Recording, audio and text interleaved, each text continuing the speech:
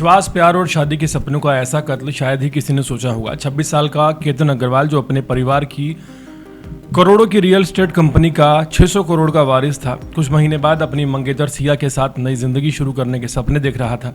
शादी की तैयारियां जोरों पर थी। करोड़ों रुपए खर्च करके पैलेस को बुक किया जा चुका था।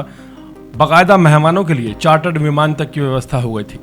लेकिन जिस लड़की का हाथ थाम कर केतन 7 फेरे लेने वाला था, उसी पर उसके कत्ल की साजिश के आरोप लगे हैं। पुणे के लोहागढ़ किले की 400 फीट गहरी खाई में सिर्फ एक युवक नहीं गिरा, बल्कि उसके माता पिता के सपने, परिवार का भरोसा और एक होने वाली शादी का भविष्य भी हमेशा के लिए दफन हो गया। जिस मंगेतर पर केतन ने सबसे ज्यादा विश्वास किया, उसी विश्वास के टूटने की कहानी अब देश भर को झकझोर रही है। पुलिस का दावा है कि प्यार, धोखा और एक कथित लव ट्रायंगल ने 26 साल के इस करोड़पति बेटे की जिंदगी छीन ली, जबकि उसका परिवार आज भी इस सवाल से जूझ रहा है कि आखिर 26 साल के उनके बेटे का कसूर क्या था। महाराष्ट्र के पुणे जिले से एक ऐसा मामला सामने आया है जिसने इंदौर के चर्चित राजा रघुवंशी हत्याकांड की यादें ताजा कर दी हैं। लोहागढ़ किले पर 26 वर्षीय रियल एस्टेट कारोबारी केतन अग्रवाल की मौत, जिसे शुरुआत में एक ट्रैकिंग हादसा माना गया था, कथित तौर पर एक सुनियोजित हत्या के तौर पर सामने आई है। मामले में मृतक की मंगेतर सिया गोयल और उसके कथित प्रेमी चेतन चौधरी को गिरफ्तार किया गया है। पुलिस के मुताबिक केतन अग्रवाल 18 जून को अपनी मंगेतर सिया गोयल और उसकी 2 करीबी सहेलियों के साथ लोहागढ़ किले पर गए थे। बताया गया कि ये यात्रा सिया के प्री बर्थडे के सेलिब्रेशन के लिए की गई थी। उसी दौरान केतन करीब 400 फीट गहरी खाई में गिर गए और उनकी जान चली गई। शुरुआती जांच में इसे दुर्घटना मानते हुए आकस्मिक मृत्यु का मामला दर्ज किया गया। हालांकि केतन के परिवार ने इस घटना पर संदेह जताया। परिवार का कहना था कि केतन एक अनुभवी ट्रैकर थे और उनका इस तरह बैलेंस बिगड़ने के बाद गिर जाना 400 फीट से पॉसिबल नहीं है। इसके बाद पुलिस ने मामले की गहनता से जांच शुरू कर दी और पुणे ग्रामीण पुलिस के एसपी संदीप सिंह गिल के मुताबिक जांच के दौरान टेक्निकल साक्ष्य, mobile call recording, social media गतिविधियां और सीसीटीवी फुटेज के कई महत्वपूर्ण सुराग सामने आए। पुलिस को पता चला कि सिया गोयल और चेतन चौधरी के बीच लंबे समय से करीबी संबंध थे। जांच में सामने आया कि दोनों के बीच 2004 फोन कॉल्स हुई थी और करीब 238 घंटे तक बातचीत हुई थी। पुलिस का दावा है कि सिया 25 नवंबर में होने वाली शादी नहीं करना चाहती थी। बताया जा रहा है कि केतन और सिया की शादी की तैयारियां जोरों शोरों पर चल रही थी।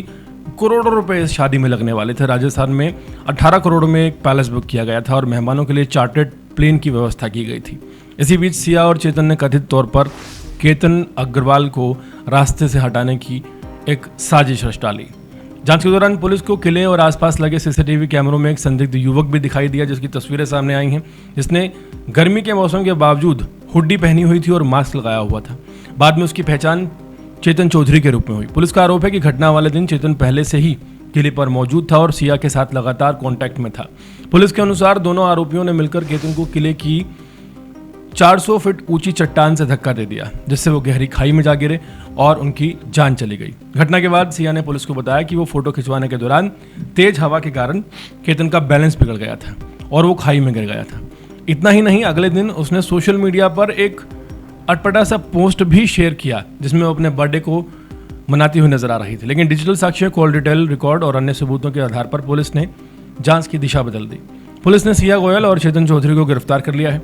जांच एजेंसियों का कहना है कि पूछताछ के दौरान दोनों ने इस बात को कबूल किया है कि उन्होंने मिलकर केतन अग्रवाल की हत्या की है। फिलहाल पुलिस मामले की हर कड़ी को जोड़ते हुए हत्या के पीछे की पूरी साजिश और मकसद की जांच कर रही है। एक बड़ा सवाल फिर से खड़ा हो गया है कि आखिर यह समाज किस तरफ जा रहा है।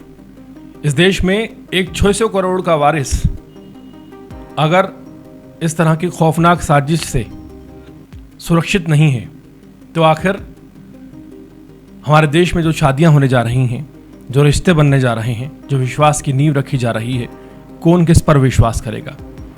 एक 26 साल का लड़का जिसके पास किसी चीज़ की कमी नहीं थी और वो सब कुछ सिया पर, जो कि 20-22 साल की है, लुटाने को तैयार था। उसे बेशुमार प्यार, दौलत और वो सब चीज़ें देने को तैयार था जो उसे चाहिए थी। तो आखिर उसका कसूर क्या था? क्या उसे रास्ते से हटाने के अलावा कोई और इन लोगों के पास ऑप्शन नहीं था? एक माँ बाप की गोद सूनी करने के अलावा क्या अपने प्यार को परवान चढ़ाने का कोई और रास्ता इन लोगों के पास नहीं था? एक बड़ा सवाल यहाँ छूटता है। इस तरह के तमाम मामले आए दिन सामने आते हैं जो प्रश्न खड़ा करते हैं कि आखिर ये हमारा समाज आखिर जा कह रहा है।